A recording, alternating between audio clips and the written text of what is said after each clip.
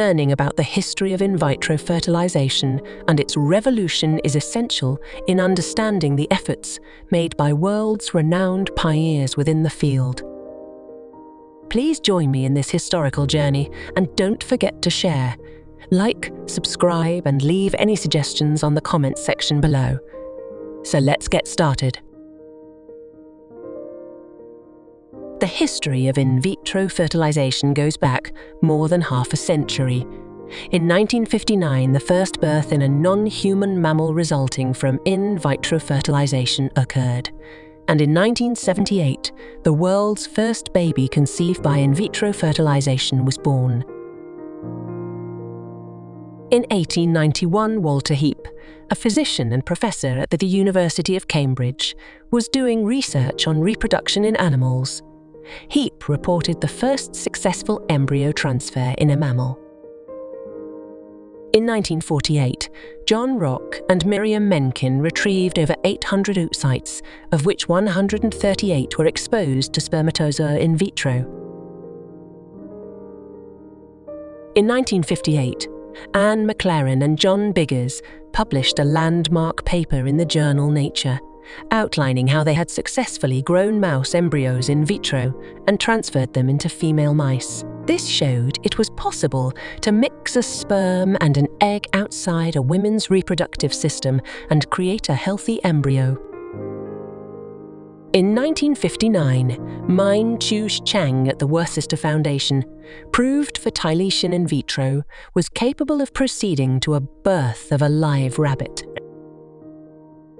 The first pregnancy achieved through in vitro human fertilization of a human oocyte was reported in The Lancet from the Monash University team of Carl Wood, John Leeton and Alan Trounson in 1973, although it lasted only a few days and would today be called a biochemical pregnancy.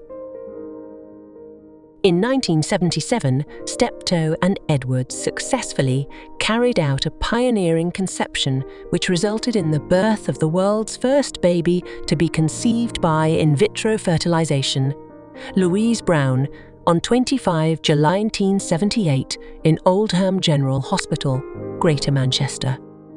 Steptoe and Edwards were responsible for the world's first confirmed boy conceived by in vitro fertilization, Alastair Montgomery, born on 14 January 1979 in Glasgow. A team led by Ian Johnston and Alex Lepeta were responsible for Australia's first baby conceived by in vitro fertilization, Candice Reid, born on 23 June 1980 in Melbourne. It was the subsequent use of stimulated cycles with clomiphene citrate and the use of human chorionic gonadotrophin to control and time oocyte maturation, thus controlling the time of collection, that converted in vitro fertilization from a research tool to a clinical treatment. Howard Jones and Georgina Seeger-Jones at the Eastern Virginia Medical School in Norfolk, Virginia, further improved stimulated cycles by incorporating the use of a follicle-stimulating hormone. This then became known as controlled ovarian hyperstimulation. Another step forward was the use of gonadotrophin-releasing hormone agonist, thus decreasing the need for monitoring by preventing premature ovulation, and more recently gonadotrophin-releasing hormone antagonist, which have a similar function. In 1983, Alan Trounson and Linda Moe reported the first pregnancy which used embryo cryopreservation, frozen human embryos. However, this embryo was not carried to term. In December 1983, the first baby was born using this method, which happened to be twins. In 1986, Dr. Christopher Shen reported the first pregnancy which used oocyte cryopreservation, frozen eggs.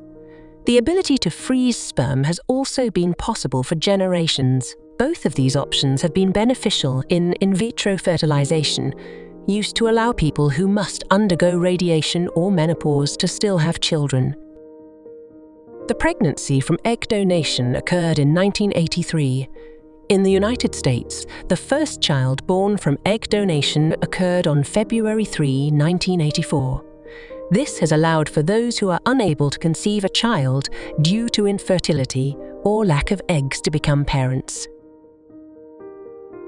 The other very significant milestone in vitro fertilization was the development of the intracytoplasmic sperm injection of single sperms by Gianpiero Palermo in Brussels, 1992. Intracytoplasmic sperm injection, which helps men with low count or production of sperms, is sometimes used in conjunction with sperm recovery, using a testicular fine needle or pentesticular biopsy. Through these methods, some men with Klinefelter's syndrome, and so would be otherwise infertile, have occasionally been able to achieve pregnancy.